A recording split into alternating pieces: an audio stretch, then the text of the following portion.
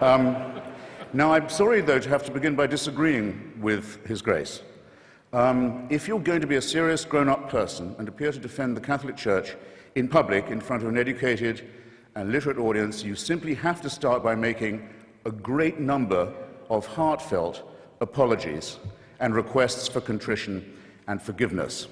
Now, you might ask, you're fully entitled to ask, brothers and sisters, who am I to say that?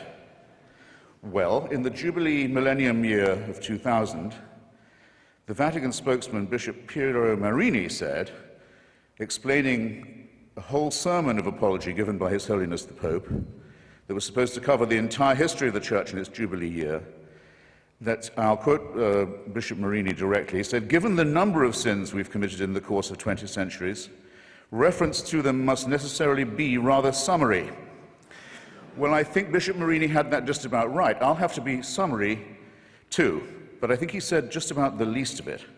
His Holiness on that occasion, it was March the 12th, 2000, if you wish to look it up, begged forgiveness for, among some other things, the Crusades, the Inquisition, the persecution of the Jewish people, injustice towards women, that's half the human race right there, and the forced conversion of indigenous peoples, especially in South America. And that followed a whole series of preceding apologies, or apologies, I would say, of a kind, made by the late Pope John Paul, who, it troubles me not at all to say, was a very impressive and serious human being.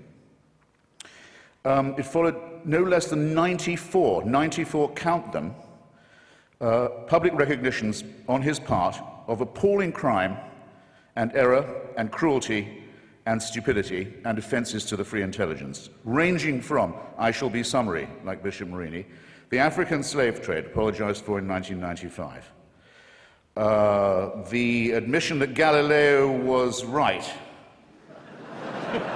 about the relationship between the sun and the earth and other orbs, which came in 1992, one might add. No, I won't say, it's too easy to say better late than never. Here, I said it. To violence and torture, legalized torture. Torture was legalized and institutionalized by the Roman pontiff during the Counter-Reformation. That came in 1995. And for silence during Hitler's final solution, or Shoah, as well as, in 1999, coming in just under the Millennium Jubilee wire, an apology for the burning alive in the main square of Prague of the great Czech Protestant Jan Hus. Since that big fiesta of forgiveness that began in, or culminated, I might say, in 2000, fiesta of forgiveness, fiesta of asking for it, the papacy is also asked to be forgiven for the sack of Constantinople and the massacre of Byzantine Christianity in April 1204 as part of the Fourth Crusade, the anathema on all Eastern Orthodox Christians as unbelievers, heretics, and people dwelling outside the health of the Church was lifted only in 1964. I call your attention to that. He also expressed sorrow about the murder and forced conversion of Serbian Orthodox Christians in the Balkans during the Second World War. And it doesn't end there. There are smaller but significant, equally significant, avowals of a very bad conscience. These have included regret for the rape and the torture of orphans and other children in church-run schools in almost every country on earth, from Ireland to Australia. And I'm pleased to see that due reconsideration is now being given, and may in fact have been given, to the hellish, I choose the word carefully, doctrine of limbo, St. Augustine's cruel and stupid disposal problem solution to a non-existent problem, that is to say, the destination of the souls of unbaptized children. Up until now, Catholic parents have been taught that's where their unbaptized children went, a form of torture that's sometimes worse than the physical.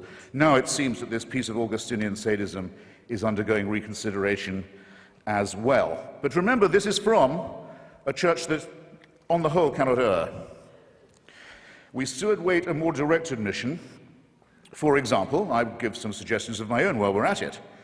I would like them to take back the Concordat made with Adolf Hitler, the first treaty he ever signed, giving the Church a monopoly over education in Germany in exchange for the dissolution of the Catholic Centre Party, to give the Nazi Party a clear run. I'd have apologized for the Lateran Pact with Mussolini, myself, also the first treaty ever signed by that fascist dictator. I would also think I'd want to reconsider the fact that Father Tiso, head of the Nazi puppet state in Slovakia, was a priest in holy orders, that the Croatian fascist puppet state, the Ustaša state of Ante Pavelić, was also operating under full clerical protection and disguise, as was the regime of General Franco and the dictator Antonio Salazar. And I really think I would beg forgiveness for this. I don't think the German church should have asked Hitler's birthday to be celebrated from the pulpit every year until he died. These are very serious matters, and they're not to be laughed off by references to the occasional work of Catholic charities. But I draw your attention not just to the apologies, ladies and gentlemen, but to the evasive and euphemistic form that they take.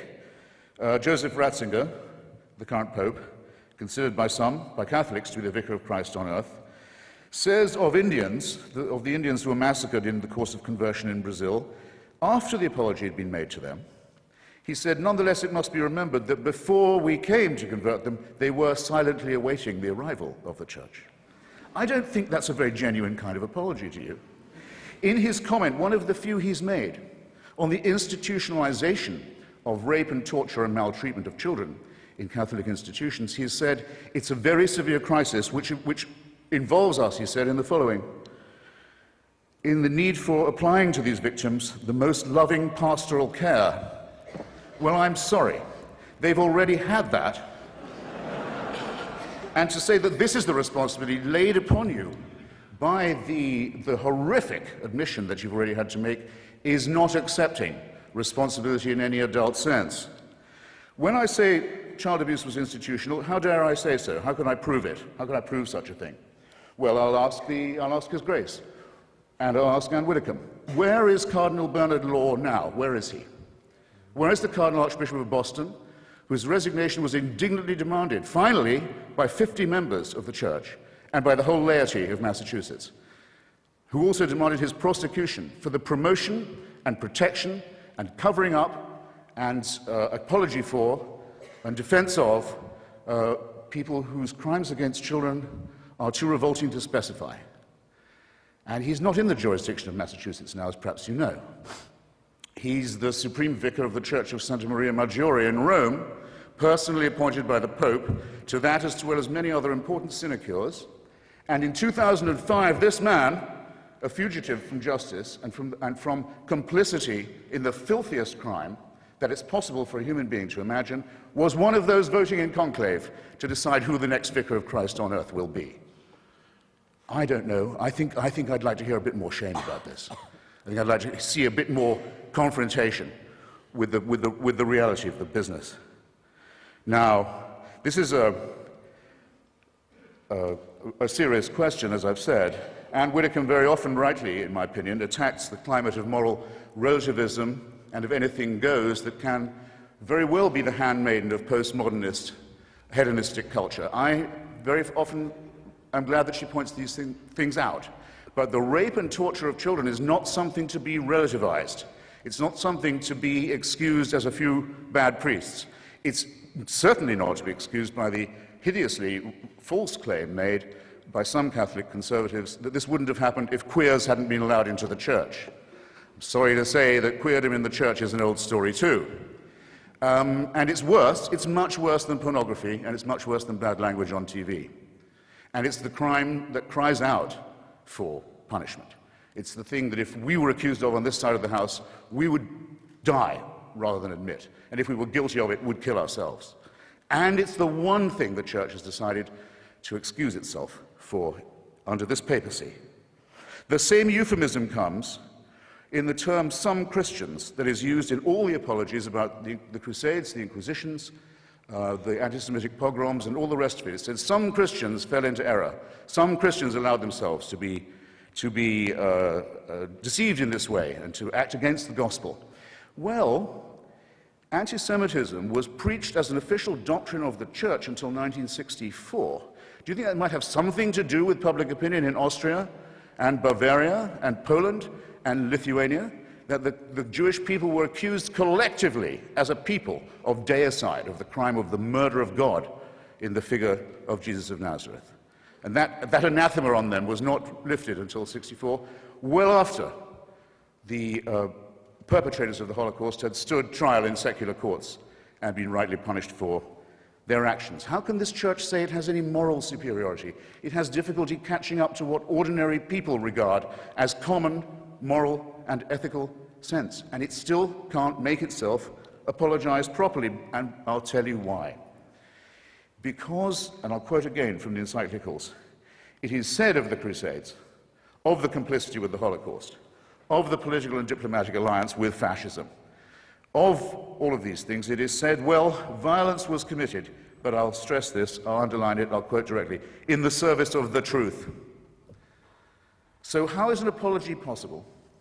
How is any understanding or undertaking or firm purpose of amendment to be allowed when the original sin, so to say, the radix malorum, the fons et origo, the problem in the first place, is the belief on the part of this church that it does possess a truth that we don't have, and it does have a God-given right, a warrant, a mandate of heaven to tell other people what to do, not just in their public, but in their private lives. And until that is changed, till that fantastic and sinister and non-founded claim is changed, these crimes will go on repeating themselves, being partially denied, partially admitted when it's too late to do anything else, and covered up.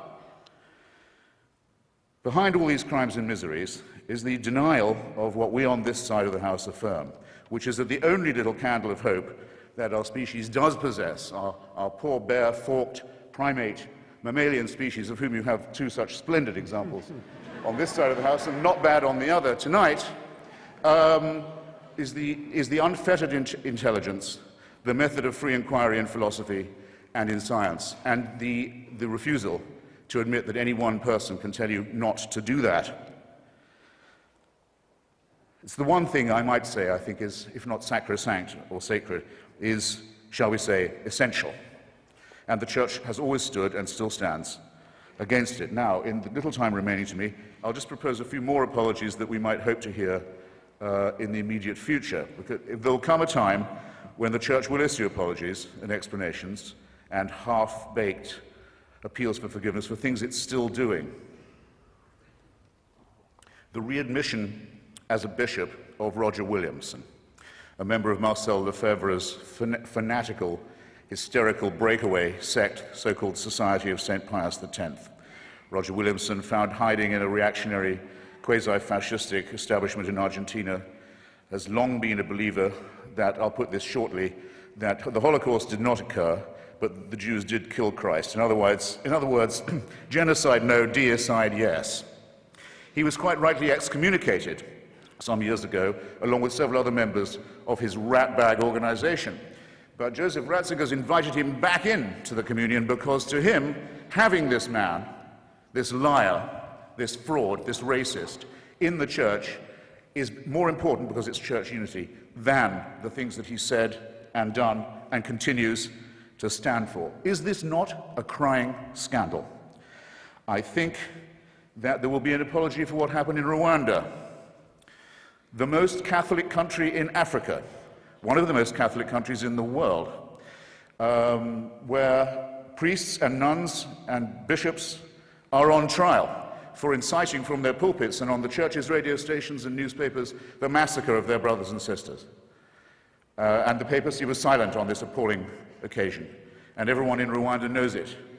And there hasn't yet been a properly written apology for that disgrace.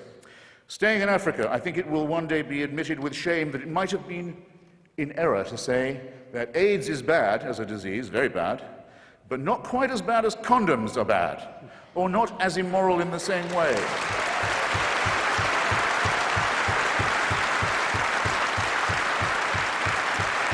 I say it in the presence of His grace, and I say it to His face. The preachings of His church are responsible for the death and suffering and misery of millions of His brother and sister Africans, and He should apologize for it. He should show some shame.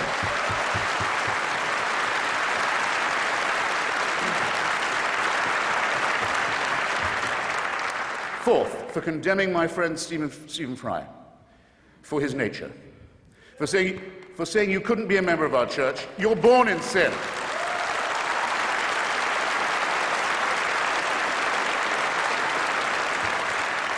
There's a revolting piece of casuistry that's sometimes offered on this point. Yeah, we hate the sin only. We love the sinner. Stephen is, I'm sorry to say, not quite like other girls. It's his nature. Actually, he is like other girls in that he's, when I last checked, absolutely boy mad. He's not being condemned for what he does, he's being condemned for what he is. You're a child made in the image of God. Oh no, you're not. You're a faggot. And you can't join your church and you can't go to heaven. This is disgraceful, it's inhuman, it's obscene, and it comes from a clutch of hysterical, sinister virgins who've already betrayed their charge in the children of their own church. For shame, for shame.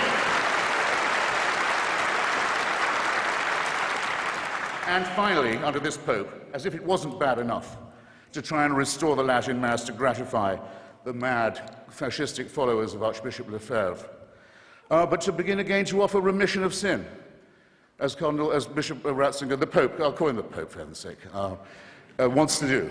If you come to a Catholic youth festival in Sydney, Australia, where I just was, you'll get a certain remission from purgatory or hell. It may be temporary. If you come a lot and you give a lot, you'll get possibly permanent remission from the eternal punishment that they don't know any more about than you and I do. This is the sale of indulgences blatantly, openly. It's the same temptation that was offered to those who set off on that Fourth Crusade that's just been apologized for, and killed all the Jews of Europe on their way, sacked Byzantine Christianity when they got to Constantinople, and then went on to massacre the Arabs and Muslims. They were offered paradise if they died committing these terrible crimes against humanity. But if you see what I mean, therefore, the stimulus to crime, the impetus to crime, the belief in certainty, the belief that a divine warrant entitles you to do whatever you like, is the sin that must be cancelled, that must be annealed, that must somehow be apologized for. Now, I don't wish any. That's perfect timing. I don't wish any ill on any fellow primate or mammal of mine, even if this primate or mammal claims to be a primate in possession of a secret that's denied to me. I can forgive even that because I live in a country where their reign doesn't run, their writ doesn't apply, and they can't burn me and silence me and censor me any more than they can tell my wife that she can't use contraception, or any more than they can really tell Stephen that he's a beast. So I don't at all look forward to the death of Joseph Ratzinger. I don't. Or any other pope, not really. Except for one tiny reason which I ought to confess and share with you. When he dies, there's quite a long interval till the conclave can meet. Maybe Cardinal Law will still be on it, to pick another pope. Sometimes it goes on for months till they get the white smoke. And for that whole time, that whole interval, it's a delicious, lucid interlude, there isn't anyone on earth who claims to be infallible. Isn't that nice? All I want to propose in closing is this, that if the human species is to rise to the full height that's demanded by its dignity and by its intelligence, we must all of us move to a state of affairs where that condition is permanent. And I think we should get on with it. Okay, thank you for having me.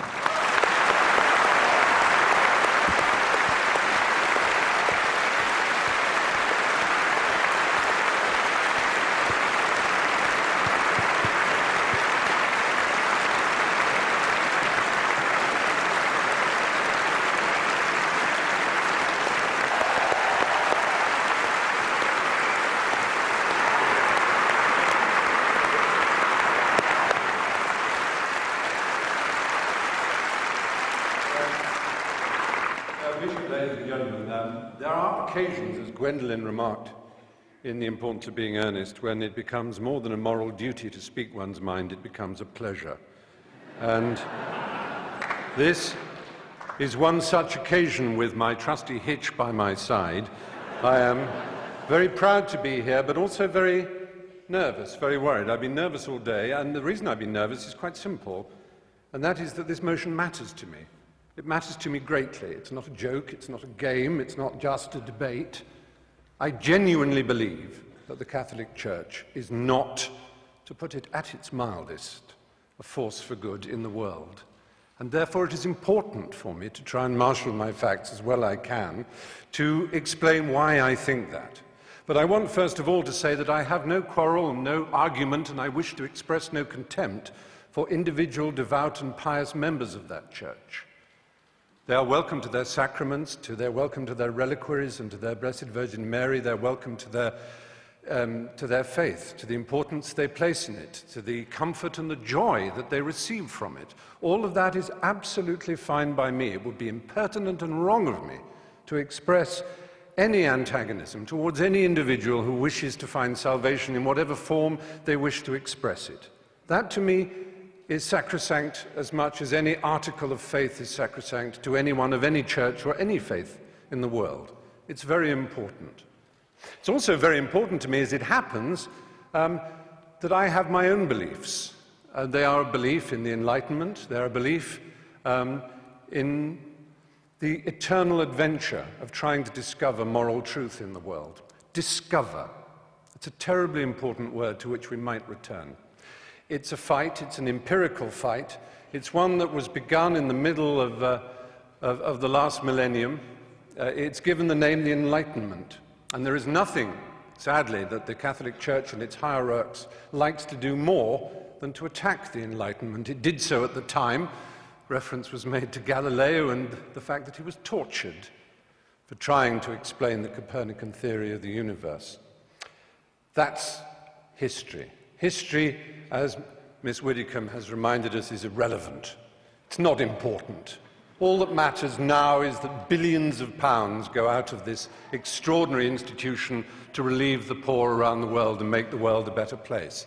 History is of no importance whatsoever. Well, I beg to differ. History whinnies and quivers and vibrates in all of us, in this hall, in this square mile. Let's think about this square mile. I'll come back to it in a moment. But first, Christopher made mention of limbo. It seems so tedious and so silly, one of those little casuistic games that Thomists and others play. Aquinas and Augustine of Hippo both proposed this extraordinary idea that babies who were unbaptized would not know heaven. They also proposed the idea of purgatory, which doesn't exist in the Bible. There's absolutely no evidence for it. However, what an extraordinary, brilliant coup to imagine such a thing as purgatory. That a soul needs to be prayed for in order to go to heaven, in order to turn left when he enters the aeroplane of heaven and get a first-class seat. That he needs to be prayed for, and for many hundreds, indeed over 1,000 years, you'll be amazed what generous terms those prayers came at. Sometimes as little or as 2/3 of a year's salary could ensure that a dead loved one would go to heaven. And money could ensure that your baby, your dead child, your dead uncle, your dead mother could go to heaven. And if you were rich enough, you could have a chantry built, and monks would permanently sing prayers so that that existence in heaven for the child would go up and up and up until they were at the table of the Lord themselves. Now, all this is in the past and is irrelevant. I cede to Anne Widdicombe how irrelevant it is, except in one thing. This church is founded on the principle of intercession. Only through the apostolic succession, only through the laying on of hands from this Galilean carpenter, whom we can all admire, only from the laying on of hands to his apostles, to St. Peter, to the other bishops, all the way down to everyone consecrated in this room. Anyone ordained here will know they have this extraordinary power to change the molecules of wine into blood, literally, to change the molecules of paste bread into flesh, literally, and to forgive the sins of the peasants and the poor whom they routinely exploit around the planet. Only this church has this extraordinary principle that it is through these male priests, and only male priests, that this is given. It is a doctrinal fact. It is more than a doctrinal fact, it is a dogma. Extra ecclesiam nulla salus. Outside the church, there is no salvation. That is a dogma of the church that has been used to excuse all the missionary zeal, all the rape and torture of the Aztecs and the Incas, all the horrors of South America and Africa and the Philippines and the rest of the world, to which other churches and other cultures have also their guilt to admit. It's not unique to the Catholic Church, and I never said it was, and the motion doesn't say it was, or at least the opposition of the motion does not arrogate to the Catholic Church uniquely this sin.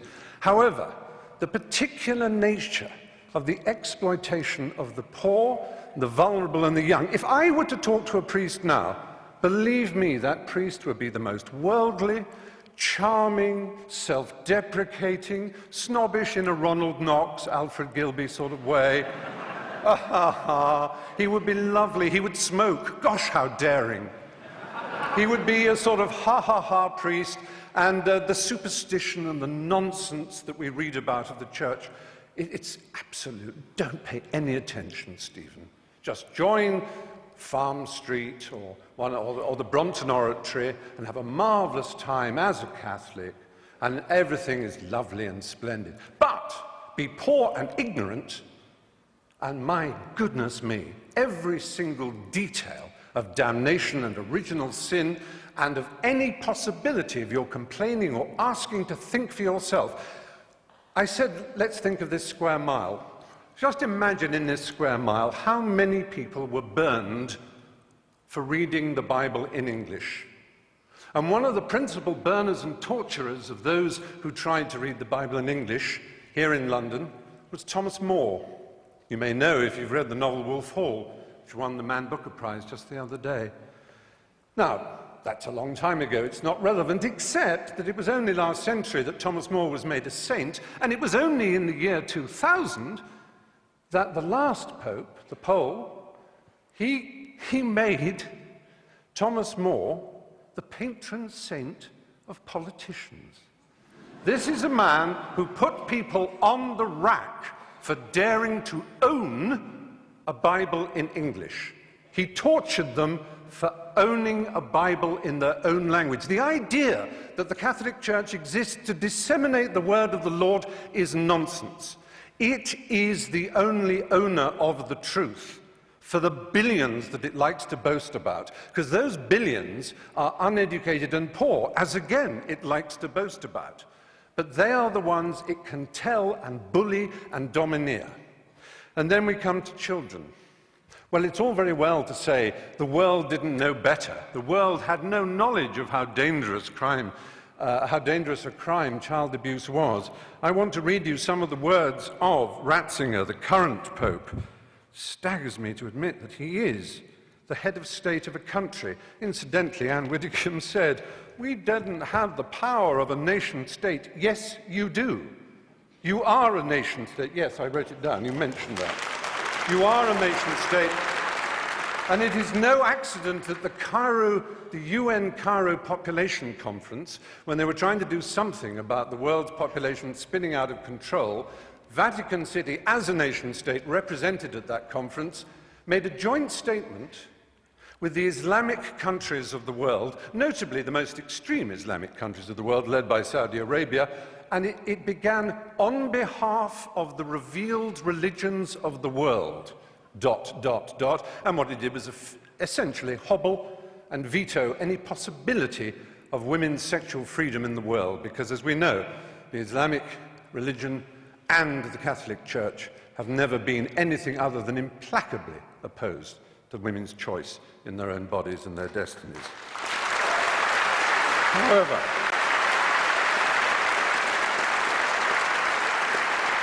so Ratzinger in 2003 he was prefect. I'm not making this up. He was prefect of the Congregation of the Doctrine of the Faith, and it was his job to deal with the child abuse scandal that was brewing. His first act was to write a letter to Catholic bishops ordering them, on pain of excommunication, not to talk to the police or anyone else. Investigations should be handled, he wrote, and I'm quoting that letter, in the most secretive way, restrained by perpetual silence. The Mexican founder of the Legion of Christ movement, Maciel Degollado, was protected from his own catalogue of child abuse, which is horrific. One cannot put on trial so close a friend of the Pope, said Ratzinger. When the allegations could no longer be denied, Maciel was sentenced to a life of prayer and penitence. And Ratzinger described the whole affair, and that of Bernard Law of Boston, to which my colleague also referred, as causing suffering for the church and for me personally. He also said the answer would be to stop homosexuals from being allowed into the church.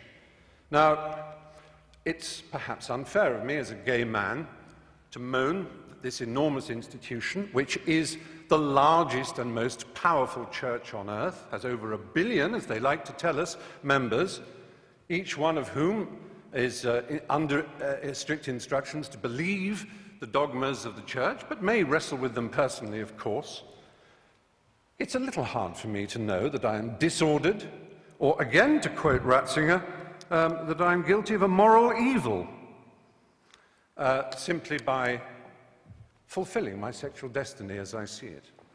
It's hard for me to be told that I'm evil, because I think of myself as someone who's filled with love, whose only purpose in life was to achieve love, and who feels love for so much of nature and the world and for everything else, and who, like anybody decent and of an education, realizes that in order to achieve and receive love, it's a struggle. It's not one that needs a pope to tell you how to do it.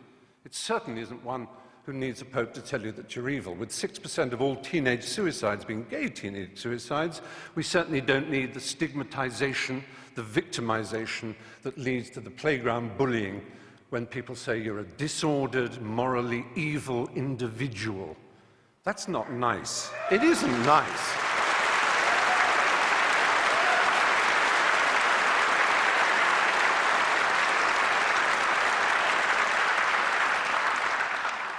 The kind of cruelty in Catholic education, the kind of let's not call it child abuse, it was child rape.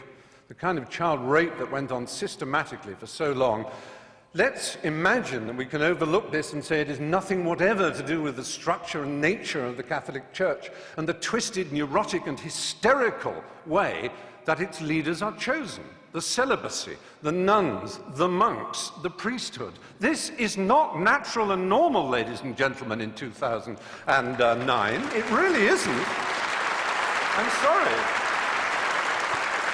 For me to be called a pervert by these extraordinarily sexually dysfunctional people, I don't think human history has ever had more.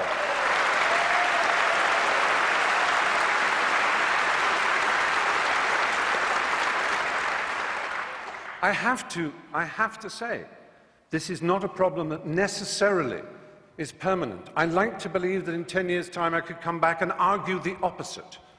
Even though I've talked about the history and the structural problems of this benighted institution, and the cruelty and the unpleasantness it has caused around the world, I have yet to approach one of the subjects dearest to my heart. I've made 3 documentary films on the subject of AIDS in Africa. My particular love is the country of Uganda. It's one of the countries I love most in the world. Been there many times. I've interviewed Yoweri Museveni and his wife Janet before, unfortunately, she suddenly saw God. There was a period when Uganda had the worst incidence of HIV/AIDS in the world. I went to Rakai, the village where it was first spotted. But through an amazing initiative called ABC, abstinence, be faithful, correct use of condoms, those 3, I'm not denying that abstinence is a very good way of not getting AIDS. It really is. It works. So does being faithful. But so do condoms. And do not deny it. And this Pope, not satisfied with saying condoms are against our religion, please consider first, abstinence, second, being faithful to your partner. He spreads the lie that condoms actually increase the incidence of AIDS. He actually makes sure that aid is conditional on saying no to condoms. I have been to, there's a hospital in Bwindi in the west of Uganda where I do quite a lot of work. It is unbelievable, the pain and suffering you see. Now, yes, it is true, abstinence will stop it. It's the strange thing about this church. It is obsessed with sex. absolutely obsessed. Now, they will say, we with our permissive society and our rude jokes are obsessed. No, we have a healthy attitude. We like it, it's fun, it's jolly, because it's a primary impulse. It can be dangerous and dark and difficult. It's a bit like food in that respect, only even more exciting. The only people who are obsessed with food are anorexics and the morbidly obese. And that, in erotic terms, is the Catholic Church in a nutshell.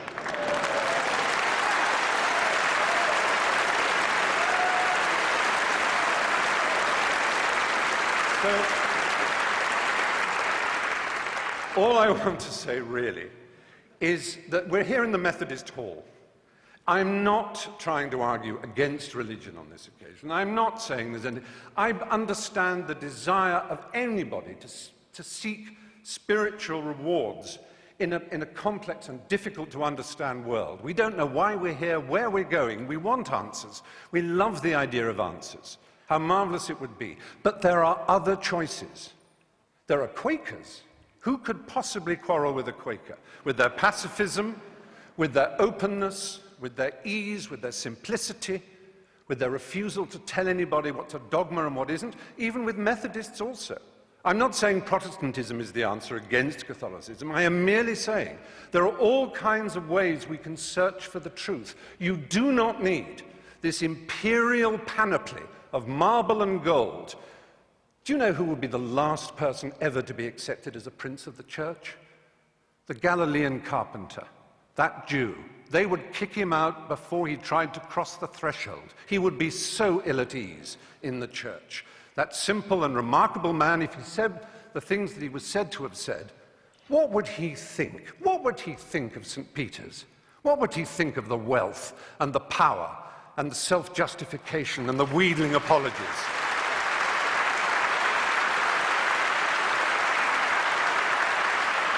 What would he think of a man who calls himself the father, a celibate who dared to lecture people on what family values are? What would he think of any of that? He would be horrified. But there is a solution. There is an answer. There is redemption available for all of us and any one of us. And for the Catholic Church, funnily enough, I think it's a novel by Morris West. The Pope could decide that all this power, all this wealth, this hierarchy of princes and bishops and archbishops and priests and monks and nuns could be sent out in the world with money and art treasures to put them back in the countries that they once raped and violated, whose original systems of animism and belief and simplicity they told would take them straight to hell. They could give that money away, and they could concentrate on the apparent essence of their belief. And then I would stand here and say the Catholic Church may well be a force for good in the world. But until that day, it is not. Thank you.